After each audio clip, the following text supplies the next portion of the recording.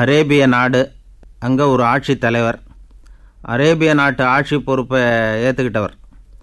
அவர் ஆட்சி பொறுப்பை ஏற்றுக்கிட்ட பிறகு ஒரு நாள் ஒரு தெருவில் நடந்து போய்கிட்டு இருந்தார்.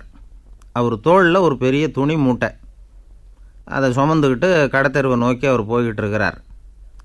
வழியில் அவரை சந்தித்தார் உமர். அவர் கேட்டார், கலீஃபா அவர்களே, எங்கே புறப்பட்டுட்டீங்க அப்படின்னு கேட்டார். கலீஃபான்னா ஆட்சி தலைவர்னு அர்த்தம். இதுக்கு அவர் சொன்னார், நான் துணி வணிகம் செய்கிறவன், அதனால் துணி வியாபாரம் செய்கிறதுக்காக போயிட்டுருக்கிறேன்னார். நீங்கள் இப்போ இந்த நாட்டுக்கு ஆட்சி தலைவர், ஆட்சி பொறுப்பில் இருக்கிறீங்க. நீங்கள் வியாபாரம் செய்ய போட்டால் அரசு பணிகளை செய்கிறது யார் அப்படின்னு கேட்டார் அவர். நான் அரசு பணிகளை மட்டுமே செஞ்சுக்கிட்டு இருந்தால் என் குடும்பத்தை காப்பாற்றுறது யார் அப்படின்னு கேட்டார் அவர். இப்படி கேட்டவர் யார் தெரியுமா? அவர் தான் அபூபக்கர், இறை தூதர் முகமது அவர்களுக்கு பிறகு கலீஃபாவாக தேர்ந்தெடுக்கப்பட்டவர். அப்போலாம் ஆட்சி தலைவர்களுக்கு சம்பளம்னு எதுவும் கிடையாது. இந்த பிரச்சனையை எப்படி தீர்க்கிறதுன்னு யோசனை பண்ணார் உமர். அபு உபைதா அவர்கள்கிட்ட அழைச்சிட்டு போனார். அவர் யாருன்னா, அவர் தான் பொது நிதி கருவூலத்தின் பொறுப்பாளர். அவர்கிட்ட பிரச்சனையை சொன்னார்.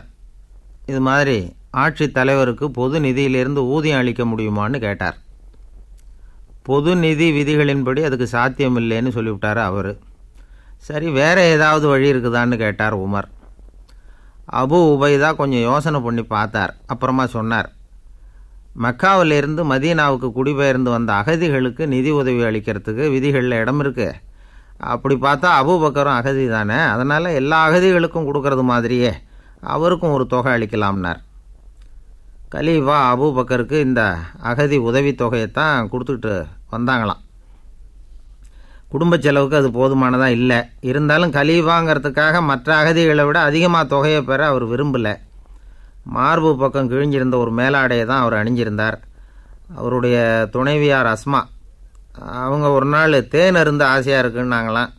நமக்கு கிடைக்கிற ஊதியம் குடும்ப செலவுக்கே போதுமானதா இல்லையே, இந்த நிலையில் தேன் வாங்கிறதுக்கு காசுக்கு நான் எங்கே போவேன்ருக்கார் அவர். கொஞ்ச நாள் கழித்து அவங்க ஒரு தொகையை அவர்கிட்ட கொடுத்து தேன் வாங்கிட்டு வர சொன்னாங்களாம். இவருக்கு ஆச்சரியம், ஏது இந்த பணம்னு கேட்டிருக்காரு. நீங்கள் தினமும் குடும்ப செலவுக்காக கொடுத்துக்கிட்டு வந்த பணத்தில் கொஞ்சம் கொஞ்சமாக மிச்சப்படுத்தி வச்சேன்னாங்களாம். அபூபக்கர் அந்த பணத்தை எடுத்துக்கிட்டு நேராக பொது நிதி கருவூல பொறுப்பாளர்கிட்ட போனார். இந்த பணத்தை பொது நிதியில் சேர்த்துருங்க, இது அதிகப்படியாக எனக்கு தரப்பட்டு வந்த ஊதியம், அடுத்த மாதத்துலேருந்து இந்த தொகையை குறைச்சிங்கன்னு வேற சொல்லிவிட்டாராம். பசியை தணிக்க தேவையான அளவு உணவு, ஒரு ஜோடி உடை, இதை தவிர கூடுதலாக மக்கள் பொது நிதியிலிருந்து வாங்கிக்கிறதுக்கு என் குடும்பத்தாருக்கு உரிமை இல்லை அப்படின்னு சொல்லி கண்டிப்பாக சொல்லிவிட்டாராம். அவர் வாங்கிட்டு வந்த அந்த குறைந்த ஊதியம் கூட அவர் மனசை உறுத்திக்கிட்டே இருந்தது. கடைசி நேரம் அவர் தம்முடைய மகள் ஆயிஷா அவர்களை அழைச்சார். மகளே, இதுவரைக்கும் பொது நிதியிலிருந்து நான் வாங்கிட்டு வந்த தொகை என்னுடைய இதயத்தில் பாரமாக அழுத்திக்கிட்டு இருக்கு. என் தோட்டத்தை விற்று அதில் வர்ற பணத்திலேருந்து நான் இதுவரைக்கும் வாங்கிட்டு வந்த ஊதிய தொகையை கணக்கு போட்டு பொது நிதியில் சேர்த்துவிடு அப்படின்னாராம். பதவி ஏற்கிறதுக்கு முன்னாடி தன்கிட்ட இருந்ததை விட இப்போ கூடுதலாக என்ன சொத்து இருக்குன்னு பார்த்துருக்கார். ஒரு ஒட்டகம், ஒரு கோப்பை, ஒரு பணியாள். இதையும் அடுத்தபடியாக கலீஃபாவா வர்றவர்கிட்ட ஒப்படைச்சிருங்க அப்படின்னு விட்டாராம்.